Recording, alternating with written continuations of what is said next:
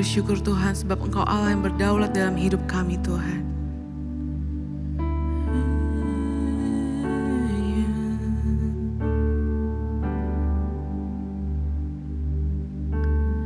Betapa dahsyat Engkau Tuhan, pencipta segala yang ada, dulu, sekarang, sampai selamanya. Hanya Engkau Tuhan, tak terselami pikiranmu, tak terukur panjang setiamu, dulu, sekarang, sampai selamanya. Hanya Engkau Tuhan, ku sembah Engkau Yesus. Hanya Engkau Allah di hidupku, tiada yang lain, hanya Kau, hanya Engkau Tuhan selamanya. Kau tetap Allah, walau dunia semua bergoncang, tak tergoyahkan. Kau tetap Allah.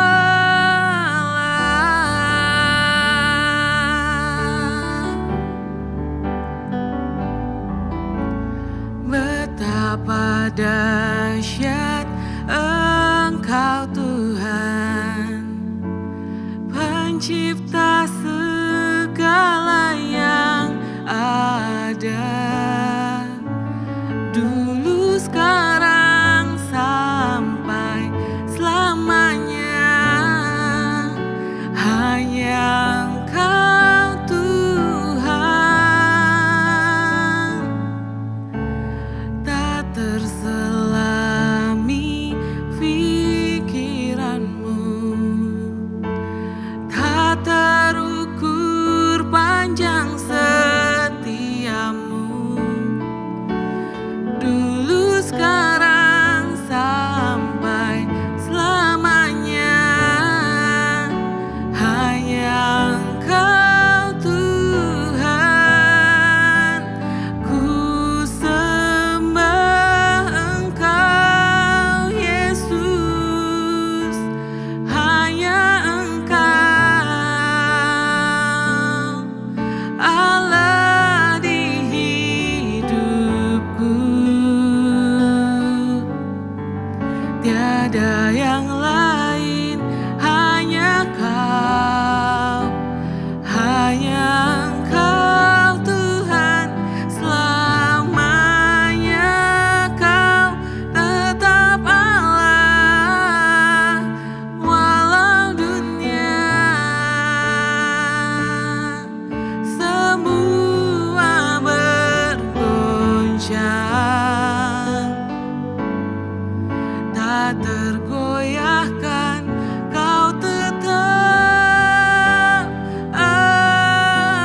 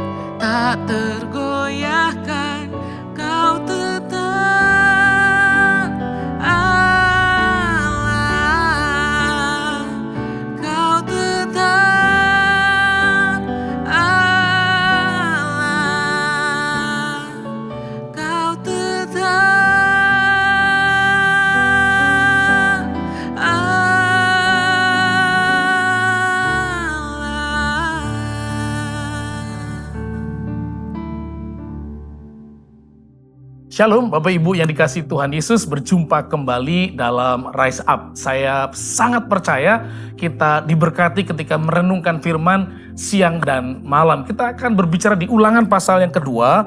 Saya ingin bacakan pada saudara dari ayat yang ke-6. Makanan haruslah kamu beli dari mereka dengan uang, supaya kamu dapat makan. Juga air haruslah kamu beli dari mereka dengan uang, supaya kamu dapat minum. Sebab Tuhan Allahmu memberkati engkau dalam segala pekerjaan tanganmu. Ia memperhatikan perjalananmu melalui padang gurun yang besar ini. Ke-40 tahun ini Tuhan Allahmu menyertai engkau dan engkau tidak kekurangan apapun. Ini menarik saudara ya, mereka melewati sebuah tempat di mana mereka tidak boleh melukai, tidak boleh menjara, tidak boleh melakukan hal yang buruk karena masih ada hubungan saudara. Dan ada janji Tuhan pada kelompok-kelompok suku tertentu untuk Gunung Seir dan tempat-tempat tertentu. Tapi yang menarik adalah harus membeli, berarti mereka punya uang, punya penghasilan, padahal mereka nomaden saudara ya. Dan yang menarik adalah selama 40 tahun ini Tuhan Allahmu menyertai engkau dan tidak kekurangan apapun. Nah, apa yang kita pelajari dalam Ulangan pasal kedua? Kalau Bapak Saudara punya waktu, baca dari ayat 1 sampai ayat yang terakhir. Maka pertama, salah satu pelajaran rohani yang baik adalah Tuhan menentukan arah perjalanan. Tuhan yang tahu saudara ya, Tuhan yang mengerti 40 tahun lamanya. Mungkin hidupmu sekarang 20 tahun, Tuhan juga tahu hidupmu yang 20 tahun akan ke arah 40 tahun akan kemana. Mungkin sekarang kamu udah 38 tahun, Tuhan juga tahu. Cadang saudara, mungkin Anda sudah 65 tahun, Tuhan juga masih tahu untuk sampai 70 tahun. Dia mau ngapain? Tuhan menentukan arah kehidupan. Ini menarik saudara ya. Hari ini apakah Anda masih mau dituntun Tuhan atau masih merelakan diri Tuhan tuntun hidup saya? Pelajaran kedua adalah Tuhan tahu apa yang harus dilakukan. Dia sangat tahu bagaimana harus berperang, dengan siapa, menaklukkan, strategi apa, sangat tahu. Itulah kenapa diingatkan oleh Paulus bahwa Tuhan Allahmu akan memenuhi segala keperluanmu. I can do all things, aku dapat melakukan segala sesuatu dalam Kristus yang beri kekuatan kepadaku. Dan dalam Yohanes juga ceritakan kita tidak pernah yatim piatu karena ada Roh Kudus yang akan menuntun Anda dengan saya sehingga mengerti apa yang harus kita lakukan. Hari ini menarik saudara. Ulangan pasal 2 menunjukkan bahwa Tuhan tahu persis apa yang harus dilakukan. Pelajaran berikutnya adalah Tuhan mencukupkan perjalanan. Wow, 40 tahun mereka berpindah-pindah tempat, tapi ternyata ada uang. Ini menarik saudara, ada uang. Artinya ada penghasilan, ada pekerjaan, ada sesuatu yang mereka bisa bayar, mereka bisa beli. Wow, menarik sekali. Tuhan mengatakan tidak kekurangan. Nah ini menarik saudara ya. Tuhan mencukupkan perjalanan, ingat baik-baik, orang-orang pilihan, orang-orang yang dikasihi, orang-orang yang setia. Karena akan tahu kemudian ada orang-orang yang tidak bisa masuk ke dalam tanah perjanjian karena melanggar perintah Tuhan. Dan saya sangat percaya Anda yang join dengan Rise Up, Anda adalah orang-orang yang mau setia kepada Tuhan, mau tunduk kepada Tuhan, sehingga perjalananmu dicukupkan oleh Tuhan. Mungkin bisnismu hari ini, saudara lagi buka toko baru, berjalan dengan Tuhan, Tuhan cukupkan. Mungkin Anda sedang mengalami situasi sulit di pekerjaan, membuat keputusan, ada hikmat Tuhan dicukupkan bagi setiap saudara. Mungkin kau hampir menyerah karena pasanganmu, karena pacaranmu mungkin, atau orang terdekat saudara. Dan Tuhan mencukupkan kekuatan iman untuk Anda menghadapi orang-orang sulit dalam kehidupan saudara. Dan pelajaran terakhir yang saya pelajari di sini, Tuhan selalu menggenapi janji-janjinya. Nah ini menarik saudara ya, kita punya Tuhan yang menunjukkan janji secara personal, janji secara komunal, tapi janji juga pada bangsa, tapi janjinya selalu digenapi. Saya tidak tahu Tuhan pernah menjanjikan apa dalam kehidupan saudara di awal tahun ini dalam perjalanan saudara. Mungkin bagi para pebisnis, para pekerja ini kuartal ketiga, atau bagi saudara yang sedang studi ini semester kedua. Dan mungkin setiap kita mengalami kesulitan, situasi nggak nyaman. Tapi dengar baik-baik, Tuhan menggenapi janji-janjinya bagi setiap saudara dengan kehidupan saya. Tetapi bagaimana supaya janjinya digenapi? Tinggallah dalam Tuhan. Tunduklah pada rancangan Tuhan. Kadang-kadang kita pengen melenceng sedikit, kadang kita marah Tuhan kayaknya terlambat, kadang kita ngerasa Tuhan kapan waktunya, kapan waktunya.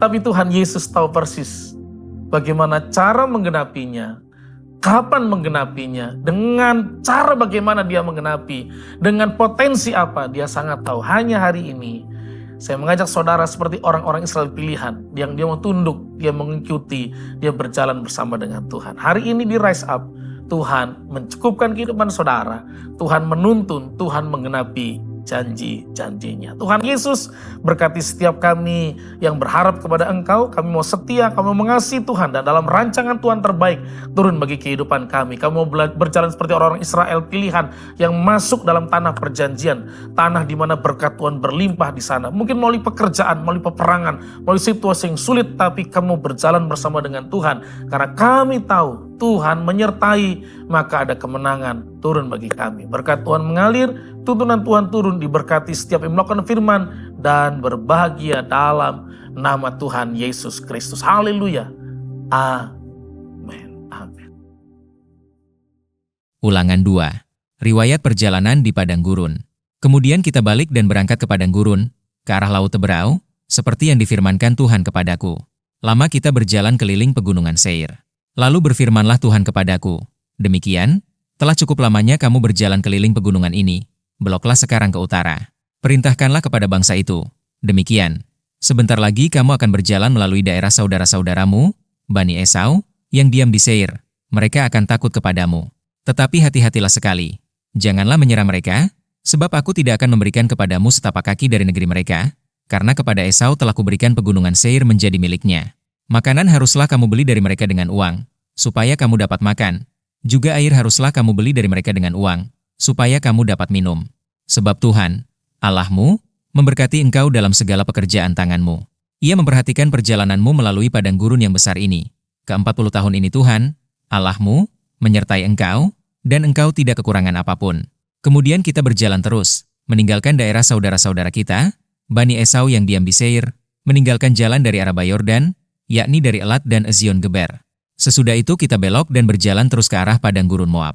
Lalu berfirmanlah Tuhan kepadaku, janganlah melawan Moab dan janganlah menyerang mereka, sebab aku tidak akan memberikan kepadamu apapun dari negerinya menjadi milikmu, karena Ar telah kuberikan kepada Bani Lot menjadi miliknya. Dahulu orang Emim diam di sana, suatu bangsa yang besar dan banyak jumlahnya, tinggi seperti orang Enak. Mereka itu pun dikira orang Refaim, seperti juga orang Enak, tetapi orang Moab menyebut mereka orang Emim. Dan dahulu di Seir diam orang Hori, tetapi Bani Esau telah menduduki daerah mereka, memunahkan mereka dari hadapannya, lalu menetap di sana menggantikan mereka, seperti yang dilakukan orang Israel dengan negeri miliknya, yang diberikan Tuhan kepada mereka. Jadi sekarang bersiaplah kamu dan seberangilah sungai Zeret. Lalu kita menyeberangi sungai Zeret. Lamanya kita berjalan sejak dari Kades Barnea, sampai kita ada di seberang sungai Zeret, ada 38 tahun, sampai seluruh angkatan itu, yakni prajurit, habis binasa dari perkemahan, seperti yang dijanjikan Tuhan dengan sumpah kepada mereka. Dan tangan Tuhan juga melawan mereka, untuk menghamburkan mereka dari perkemahan, sampai mereka habis binasa. Maka ketika dari bangsa itu telah habis binasa semua prajurit, berfirmanlah Tuhan kepadaku, pada hari ini engkau akan berjalan melintasi perbatasan Moab, yakni Ar, maka engkau sampai ke dekat Bani Amon. Janganlah melawan mereka dan janganlah menyerang mereka, sebab aku tidak akan memberikan kepadamu apapun dari negeri Bani Amon itu menjadi milikmu, karena aku telah memberikannya kepada Bani Lot menjadi miliknya. Negeri ini pun dikira orang negeri orang Refaim. Dahulu orang Refaim diam di sana, tetapi orang Amon menyebut mereka orang Zamzumim, suatu bangsa yang besar dan banyak jumlahnya, tinggi seperti orang Enak, tetapi Tuhan telah memunahkan mereka dari hadapan Bani Amon, sehingga orang-orang ini menduduki daerah mereka, dan menetap di sana menggantikan mereka, seperti yang dilakukan Tuhan bagi Bani Esau yang diam di Seir, ketika ia memunahkan orang Hori dari hadapan mereka, sehingga mereka menduduki daerah orang Hori itu, dan menetap di sana menggantikan orang-orang itu sampai sekarang.